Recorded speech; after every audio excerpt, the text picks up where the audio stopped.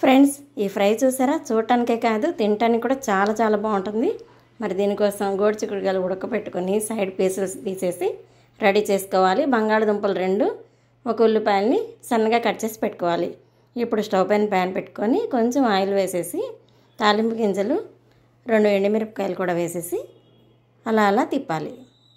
ఇవి కొంచెం దోరగా వేగిన తర్వాత ఇందులో కట్ చేసి పెట్టుకున్న ఉల్లిపాయ ముక్కల్ని యాడ్ చేసుకోవాలి.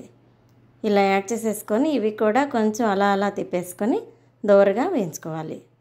ఇలా వేయించుకున్న తర్వాత బంగాళదుంప ముక్కల్ని ఇందులో యాడ్ చేసుకోవాలి. 2 రెమ్మల కరివేపాకు కూడా వేసేసాను.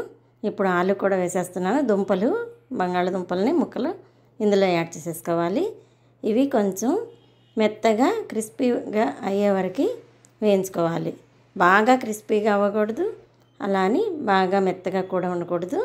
ఇలా వేయించుకునే ముందు ఒక 2 నిమిషాలు అలా తిప్పేసి కొంచెం ఉప్పు, ఒక 1/2 స్పూన్ పసుపు వేసేసి అలా అలా మొత్తం కలిసేలాగా తిప్పుకోవాలి. మొత్తం కలిసి తిప్పేసుకొని ఒక 2 నిమిషాలు వేగనివ్వాలి. ఈ కూర అయితే చాలా టేస్టీగా ఉంటుంది. మన ఇంట్లో ఎక్కువగా కూరగాయలు లేనప్పుడు కొంచెం అవి కొంచెం ఉన్నప్పుడు ఇలా వెరైటీగా చేసుకోండి, చాలా బాగుంటుంది. నెక్స్ట్ లెవెల్ ఉంటుంది. ఇంట్లో కూడా ఇలా వెరైటీగానే చేయమని అడుగుతారు. నా దగ్గర కొన్ని గోరుచిక్కుడుకాయలు ఉన్నాయి. సరే, బంగాళదుంపలు ఎప్పుడు ఇంట్లో ఉంటాయి కాబట్టి అవి కూడా కలిపి 2 మిక్స్ చేసి ట్రై చేశాను. చాలా బాగా వచ్చింది. మరి వచ్చినప్పుడు మీకు కూడా చూపించాలి కదా, అందుకోసమని ఇలా ట్రై చేశాను. గోరుచిక్కుడుకాయలు కూడా వేసేసిన తర్వాత కొంచెం పచ్చి కొబ్బరి కానీ ఎండు కొబ్బరి కానీ ఇలా కోర్స్గా గ్రైండ్ చేసుకొని ఇందులో యాడ్ చేసేసుకోవాలి. ఇది మొత్తం కలిసేలాగా ఒకసారి అలా అలా తిప్పేసేసుకొని ఇందులోనే చక్కగా వేయించుకోవాలి ఒక 2 నిమిషాలు. ఈ కూర లంచ్ బాక్సుల్లో కానీ రోటీల్లో కానీ చాలా బాగుంటుంది. రైస్లో కూడా సైడ్ డిష్గా కూడా బాగుంటుంది. ఫైనల్గా ఒక 2 స్పూన్లు కారం యాడ్ చేసేసుకోవాలి. ఇది కూడా కలిసేలాగా ఒకసారి మొత్తం కలిపేసుకుందాం. ఇలా మొత్తం చక్కగా ఈవెన్గా కలిసిపోయిందా, ఇంకేముంది, మన కూర రెడీ అయిపోయింది. చూసారా?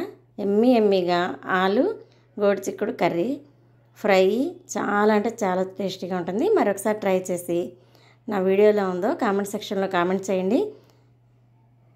నచ్చితే ఒక చిన్న లైక్ ఇచ్చి సబ్స్క్రైబ్ చేయడం అయితే అస్సలు మర్చిపోకండి ఫ్రెండ్స్. కూర అయితే చాలా బాగుంది. మరొకసారి టేస్ట్ చేసి మీ ఫీడ్బ్యాక్ని నాతో షేర్ చేసుకోవడం అయితే అస్సలు మర్చిపోకండి friends. Thank you. Bye bye. Next వీడియోతో మళ్ళీ కలుద్దాం.